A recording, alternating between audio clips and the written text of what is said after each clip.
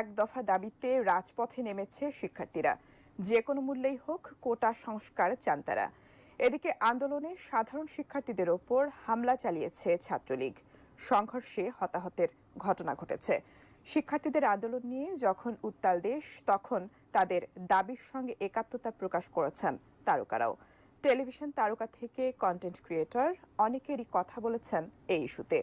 কোটা আন্দোলন নিয়ে কি তাদের মতামত জানাচ্ছেন এসআই রাজ।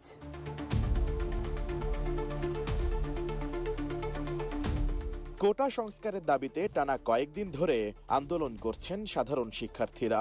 আন্দোলনের রেশ ধরে সোমবার ছাত্রলীগের সঙ্গে দফায় দফায় সংঘর্ষ হয়েছে শিক্ষার্থীদের। এ ঘটনায় শতাধিক ছাত্রছাত্রী আহতও হয়েছেন।